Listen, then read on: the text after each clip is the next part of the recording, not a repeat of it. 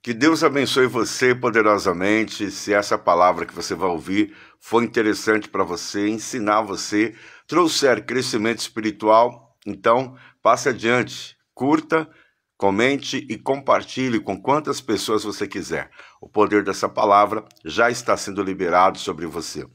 Hoje eu quero falar sobre Mateus capítulo 28 e versículo 1. Não é de hoje que o dinheiro faz muitas coisas.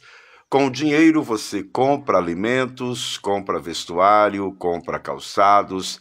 Com o dinheiro você tem as suas higienes pessoais. Com a higiene você paga a sua estadia, a sua moradia, você se transporta. Com dinheiro você viaja, você tira férias. Com dinheiro você compra medicamentos, tem acesso a consultas privadas. Com dinheiro você faz muitas coisas. Porém, a Bíblia diz que o amor ao dinheiro é a raiz de todo mal.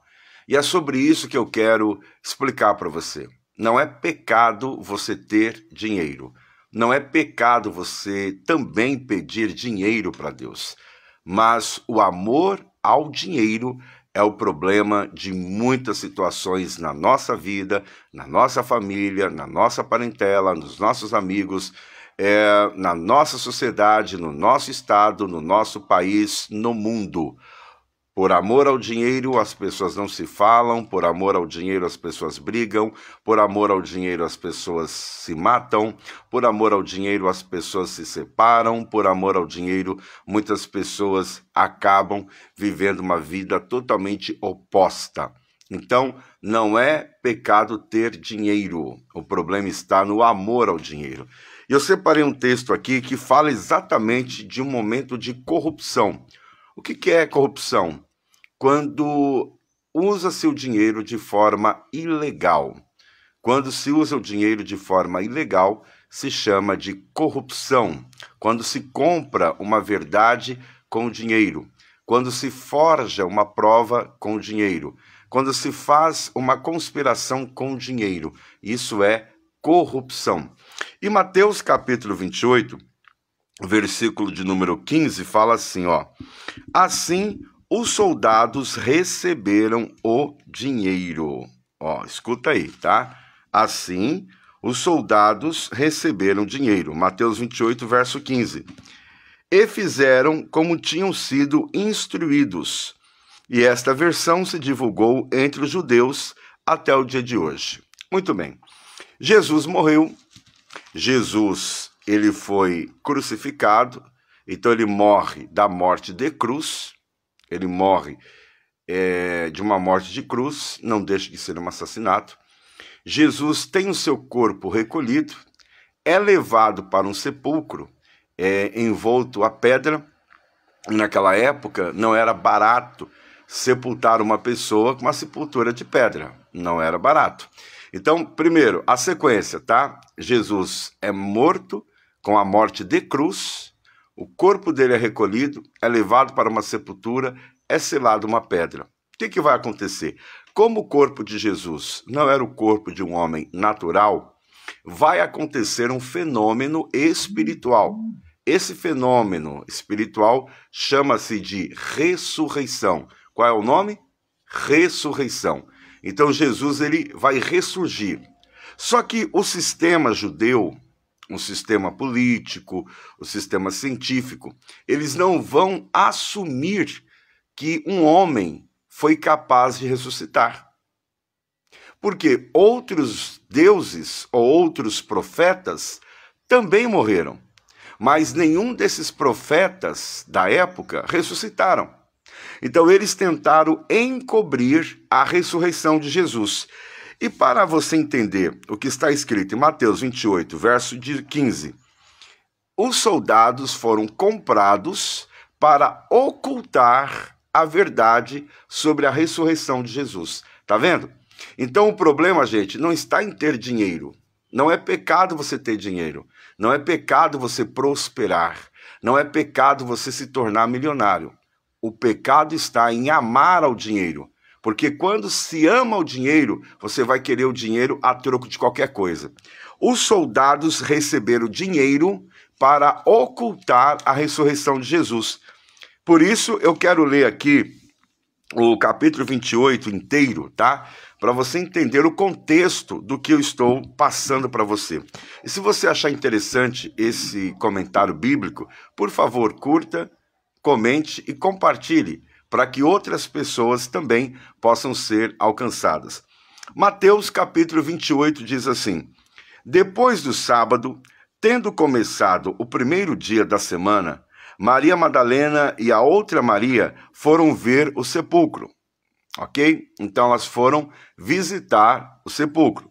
Aí no verso 2, e eis que sobreveio um grande terremoto, pois um anjo do Senhor desceu dos céus e, chegando ao sepulcro, rolou a pedra da entrada e assentou-se sobre ela. Olha aqui para mim, não foram as duas mulheres que tiraram a pedra para entrar no sepulcro. Elas não teriam força o suficiente. E elas poderiam ser acusadas lá na frente de terem roubado o corpo de Jesus. Deus, pela sua onisciência, por ele saber o que acontece na nossa vida antecipadamente, o que ele fez? Ele envia um anjo. E quando o anjo desce naquele sepulcro, acontece um terremoto. Qual é a primeira lição que eu aprendo aqui? Quando Deus envia o anjo, a terra estremece.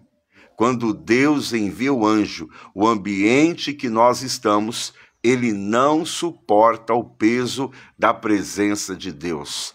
Um anjo foi capaz de falar com Maria sobre Jesus. Um anjo foi capaz de destruir Sodoma e Gomorra. Olha o que um anjo faz. A Bíblia diz que os anjos do Senhor estão ao nosso redor. Então, se um anjo é capaz de provocar um terremoto, se um anjo é capaz de provocar um terremoto, imagine um exército de anjos para te guardar, para te proteger. Eu não sei o que você está preocupado, não sei qual é o teu medo, mas tem anjos de Deus guerreando por você. Tem anjos de Deus lutando pela sua vida. Vamos lá. Vamos à aparência desse anjo. Sua aparência, eu estou lendo Mateus 28, verso 3. Sua aparência era como um relâmpago, e suas vestes eram brancas como a neve, ou seja, simbolizando a santidade. O lugar que este anjo veio, né, a origem desse anjo era o céu. Por isso que a palavra branco como neve representa a santidade de Deus. Vamos lá. Os guardas tremeram de medo e ficaram como mortos, tá vendo? Quem são esses guardas? Esses guardas estavam protegendo o sepulcro de Jesus. Eu vou repetir. Se aquelas mulheres tivessem removido a pedra do sepulcro de Jesus, elas seriam acusadas de ter roubado o corpo de Jesus. Então Deus envia um anjo. Esse anjo provoca um alvoroço, ali, um terremoto, e o anjo remove a pedra. Foi o anjo. E os guardas que estavam protegendo o sepulcro, eles caem desmaiados como se estivessem mortos. Ou seja, eles vão perder a consciência, porque as coisas espirituais são para os espirituais. As coisas carnais são para os carnais. Não adianta você tentar, no espírito, convencer alguém na carne que não pensa nas coisas espirituais.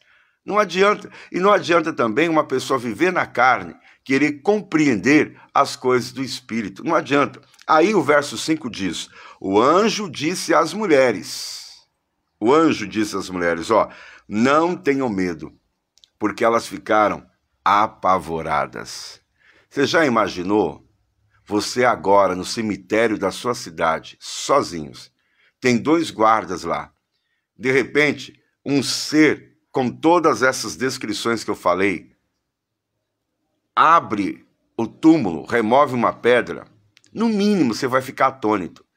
Se você vê 2 guardas caindo como se estivessem mortos, você ia ficar apavorado, Olha para mim, é assim que o reino de Deus existe. O reino espiritual é assim. Olha aqui para mim. Tudo que está à nossa volta aqui é maquiado, é uma matrix. Nós fomos condicionados a tudo que está à nossa volta. Mas o reino espiritual é a coisa mais horrível do mundo. Deus, ele não vê o Isaac aqui, ó, com uma polo amarela. Deus, ele olha a minha nudez. Deus olha para o meu coração. Deus olha o meu intelecto. Deus consegue me enxergar como uma ressonância magnética. Eu posso maquiar uma situação, mas Deus me conhece exatamente como eu sou. Ele conhece você como você é. Quando elas olham para esse cenário, elas vão ficar com um pânico terrível. Elas vão sentir um medo ao ponto que o anjo fala: não tenham medo. Elas vão se acalmar. E diz: sei que vocês estão procurando Jesus que foi crucificado. Tá vendo? Esse anjo da parte de Deus, esse anjo já sabia qual era a intenção daquelas mulheres. Deus, ele é onisciente. Ele sabe de todas as coisas e sabe qual é a nossa motivação, sabe quais são as nossas intenções, porque ninguém falou para esse anjo que a intenção das mulheres era de fato entrar no sepulcro. Não, elas não revelaram a intenção, mas o anjo já sabia a intenção: procurar Jesus.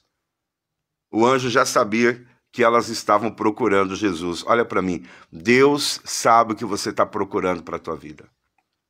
Deus sabe o que você quer para a tua vida. Deus sabe o porquê você tem chorado ultimamente. Deus sabe o porquê você anda tão com o coração preocupado ultimamente. Deus sabe porque a saudade tem também assolado o teu coração, porque elas sentiram saudades de Jesus. E aí no verso 6 diz: ele não está aqui. O anjo falou com toda certeza: olha, o corpo de Jesus não está mais aqui.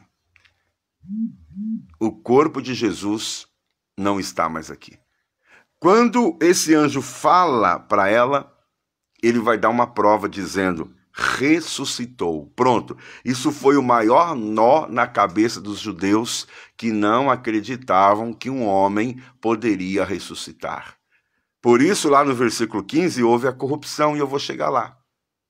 Os judeus até hoje não acreditam que Jesus ressuscitou. Ele não está aqui, ressuscitou como tinha dito. Venham ver o lugar onde ele jazia. Tá vendo? Foi quando o anjo convidou as mulheres para adentrar no sepulcro. E disse, vão depressa e digam aos discípulos dele: ele ressuscitou dentre os mortos e está indo adiante de vocês para a Galileia. Então quer dizer, Jesus já havia ressuscitado e agora lá no caminho de Emaús, 2 discípulos estavam caminhando e Jesus já foi também em direção à Galileia, ressuscitado em espírito, aleluia. Isso significa que Jesus está entre nós através do teu Espírito Santo. Isso significa que Jesus está entre nós através do Espírito Santo, porque ele está à destra do Pai, ele mora com o Pai, mas o Espírito de Deus está entre nós, no meio de nós. Quem pode sentir a presença dele? E diz assim, lá vocês o verão, notem que eu já o avisei. Aí as mulheres, verso 8, saíram depressa do sepulcro, amedrontadas e cheias de alegria. Presta atenção, as mulheres, quando ouviram o anjo falar, e o anjo falou, vá depressa, elas obedecem de uma velocidade muito grande. Elas creram que aquela mensagem era uma mensagem de Deus. Olha aqui para mim, você precisa crer nas coisas espirituais. Não saia crendo naquilo que falam, mas creia naquilo que Deus envia como mensagem para você. Deus está dizendo para você: faça conforme a minha palavra. E não vai ter erro. Se você obedecer à palavra de Deus, você vai ver a glória de Deus. Aquelas mulheres queriam ver Jesus. E elas acreditaram no que o anjo disse, que ele ressuscitou. E quando o anjo disse, vá depressa, elas foram de imediato. Ou seja, elas obedeceram à voz de Deus. Pergunta, você tem ouvido a voz de Deus? Quando Deus usa um profeta, você acredita que Deus está falando na boca daquele profeta? Ou você fica duvidando, ou você fica pesquisando, ou você fica julgando? Elas acreditaram na boca daquele anjo. Elas foram, verso 8, as mulheres saíram depressa do sepulcro, amedrontadas e cheias de alegria. Alegria e medo, dois sentimentos distintos. Ou seja, existem coisas na nossa vida que vão nos assustar. Existem decisões na nossa vida que vão trazer medo. Mas a alegria do Senhor é a tua força. Esdras disse isso. Não vos entristeçais os vossos corações, pois a alegria do Senhor é a vossa força. Mesmo com medo, mesmo não entendendo nada, vá, obedeça a voz de Deus, porque a alegria do Senhor vai te fortalecer. Diante do medo de uma enfermidade, a alegria do Senhor vai te fortalecer. Diante de uma negociação, diante de uma porta fechada, a alegria do Senhor vai te fortalecer. E depois que elas se encheram de alegria, foram correndo anunciá-la aos discípulos de Jesus. Verso 9. De repente, Jesus se encontrou e disse: salve! Elas se aproximaram dele, abraçaram-lhe os pés e o adoraram. Oh, aleluia! Jesus apareceu para aquelas mulheres, provando que ele estava vivo, provando que ele não estava mais dentro do cemitério. Olha para mim, todos os profetas daquele tempo morreram e foram sepultados. Jesus foi o único profeta que morreu, mas ressuscitou. Os judeus não aceitam essa verdade, por isso que eles tentaram comprar com dinheiro, a corrupção financeira. Versículo de número 9 fala que elas abraçam ele e o adoram. Gente, olha a importância de você adorar o Senhor. Olha a importância de você oferecer algo para Deus. Elas dobraram os joelhos e adoraram ao Senhor. O maior propósito nosso nessa vida é viver para Deus, é se prostrar diante dele, é adorar a ele. E elas deixam isso como exemplo. E ele fala pela segunda vez com elas, dizendo: não tenham medo. Vão dizer a meus irmãos que se dirijam para a Galileia, lá eles me verão. Jesus disse as mesmas frases que o anjo disse. Você percebe que as coisas dos céus são ligadas? Jesus disse a elas a mesma coisa que o anjo disse. Ou seja, as coisas de Deus são interligadas. Você já, de repente, ouviu uma palavra de um pastor, de um ministro, de uma levita, e de repente, num outro lugar, num outro ambiente, você ouve a mesma palavra, você fala: nossa, será que é combinado? Não é. Quando Deus quer falar com você, Ele usa meios, Ele interliga profetas. Deus está falando com alguém: obedeça a minha voz, aleluia. E aí, os guardas acordaram. Versículo 11, e eu vou terminar no 15, para a gente orar. Se você acha interessante essa palavra, aperta o curtir agora, por favor.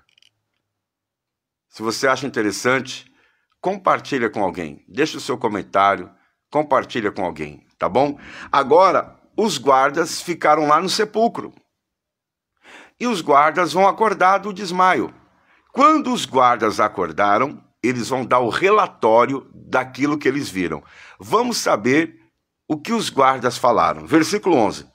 Enquanto as mulheres estavam a caminho, alguns dos guardas dirigiam-se à cidade e contaram aos chefes dos sacerdotes tudo o que havia acontecido. E vocês sabem o que aconteceu. As mulheres foram lá procurar o corpo de Jesus. Aí houve um terremoto, o anjo desceu, falou para elas não ter medo, porque o corpo de Jesus não estava lá, e os guardas caíram desmaiados como mortos. Verso 12. Quando os chefes dos sacerdotes se reuniram com os líderes religiosos, elaboraram um plano. É aqui que mora o perigo. Os guardas procuraram seus chefes, foram até a cúpula religiosa e eles vão dizer assim: presta atenção, se a gente falar que Jesus ressuscitou, todo mundo vai acreditar que realmente ele era um homem de Deus. Se a gente falar que Jesus ressuscitou, todo mundo vai saber que nós matamos alguém inocente. Então vamos criar um plano. É assim que o inferno faz para te prejudicar. É assim que o inferno faz para acabar com você. É assim que o inferno faz para acabar com a verdade dos fatos e confundir com as mentiras. Eles vão fazer um plano para dizer que Jesus não ressuscitou. Eles vão criar um plano para dizer que foi roubado o corpo de Jesus. Vamos ler o texto. O inferno sempre se reúne em grupos. O inferno sempre se reúne com pessoas mal intencionadas para tentar cobrir a verdade, para tentar cobrir aquilo que é um fato. E por isso que lá no início da pregação eu disse para você que não é errado você ter dinheiro. Não é errado você pedir dinheiro para Deus. Não é errado você prosperar. O erro está em amar ao dinheiro. Porque quem ama o dinheiro ganha dinheiro acima de qualquer coisa. Aceita até a corrupção. Agora, quem ama a Deus acima do dinheiro, ganha dinheiro honestamente. E Deus honra e prospera mesmo. Vamos lá. Versículo de número 12, eles elaboraram um plano. Deram aos soldados grande soma de dinheiro. Tá vendo?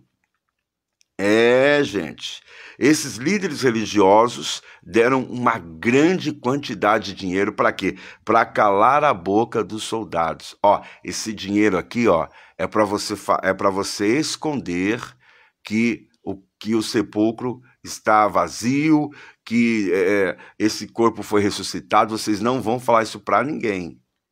Os judeus não podem saber da verdade. Os judeus não podem saber da verdade. Então, pega esse dinheiro aqui. Tá vendo, gente? O que tem de pessoas hoje que se vendem por dinheiro. O que tem de pessoas que são prejudicadas por dinheiro. O que tem de pessoas que são passadas para trás por causa de dinheiro. O que tem de pessoas que às vezes são mandadas, para outros lugares por causa de dinheiro. A corrupção, a mentira, a ganância, né? E aí eles vão dizer assim, vocês devem declarar o seguinte. Olha o que os líderes religiosos falaram para os soldados. Vocês vão falar o seguinte, os discípulos dele, ou seja, os discípulos de Jesus, vieram durante a noite e roubaram o corpo. Tá vendo, gente? Para que os judeus não acreditassem na ressurreição, os religiosos, sabendo que o corpo de Jesus foi transformado e ressuscitado, eles vão pagar para os soldados falar que os discípulos de Jesus roubaram o corpo dele. Tá vendo? É isso que está acontecendo hoje. Hoje, as pessoas boas estão se passando por ruins e as pessoas ruins estão se passando por boas. Quantas pessoas estão se dando bem, não é? Às custas de um erro, de uma falha, ou talvez de uma invenção, de um testemunho falso. Você percebe que até hoje os judeus não acreditam na ressurreição de Jesus, porque aqueles soldados ganharam dinheiro para falar que o corpo de Jesus foi roubado. E se o corpo foi roubado, então não foi ressuscitado. Quem está entendendo isso? E aí, o versículo continua dizendo, os discípulos dele vieram durante a noite e roubaram o corpo, enquanto estávamos dormindo. Verso 14, se isso chegar aos ouvidos do governador, nós lhe daremos explicações e livraremos vocês de qualquer problema. Tá vendo, gente? Quando o mal se reúne, um protege o outro. Um protege o outro. Satanás, ele é astuto em enganar. Cria situações, elabora planos. Mas eu quero ser profeta de Deus. Todo plano maligno contra a sua vida já caiu por terra em nome de Jesus. Posso ver glória a Deus? Todo plano de Satanás contra a tua história está caindo por terra em nome de Jesus. Versículo 15. Assim, os soldados receberam o dinheiro. Cadê aqui o texto? Vamos lá. Espera lá, só um minutinho. Os soldados receberam o dinheiro e fizeram como tinham sido instruídos. Tá vendo? Dinheiro de corrupção. E esta versão se divulgou entre os judeus até o dia de hoje. Até o dia de hoje, os judeus não acreditam que Jesus ressuscitou. Então, quer dizer, uma mentira repetida várias vezes se torna uma verdade. Você já imaginou uma nação inteira acreditar numa mentira? Você vê que a Bíblia fala que Satanás, ele é o pai da mentira. Satanás, ele é o pai da mentira, ele é o pai do engano, ele é um instrutor do engano. A palavra de Deus, ela é tremenda. Então, eu repito, buscar em Deus dinheiro não é errado. Eu afirmo para você, você buscar a prosperidade não é errado. Você querer trabalhar, ganhar dinheiro, não é errado. O que você não pode é amar ao dinheiro. Porque quem ama o dinheiro, aceita dinheiro errado. Agora, quem quer prosperar vai trabalhar honestamente, vai devolver o dízimo, que é de Deus, vai ser contribuinte, vai ajudar o próximo, e nessa semeadura você vai prosperar legalmente. Quem está entendendo isso? Agora, pessoas que não querem ser honestas, elas vão aceitar dinheiro de qualquer forma, porque elas querem crescer, elas querem prosperar, mas não prosperar em Deus.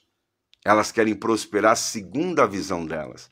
Por isso que a Bíblia diz que o amor ao dinheiro é a raiz do mal. Então você pode ter dinheiro, você pode lutar para ter dinheiro. Com dinheiro você compra, com dinheiro você vende, você paga um tratamento, você paga a sua energia, você paga o seu aluguel, você paga o seu financiamento. Então o dinheiro é uma bênção, mas o amor ao dinheiro pode se tornar uma maldição. Foi isso que aconteceu com os soldados. Os soldados sabiam da verdade, eles aceitaram dinheiro para esconder a verdade e, no juízo final, esses soldados que morreram depois vão ter que dar conta dessa mentira que levou os judeus a acreditar até hoje que Jesus não ressuscitou, que o corpo de Jesus foi roubado. Se essa palavra falou com você, se trouxe ensinamento para a tua vida, curta agora, comente, deixe o seu pedido de oração e compartilhe para o maior número de pessoas. Lembre-se que o justo não se justifica. Permaneça na fé e até o nosso próximo encontro.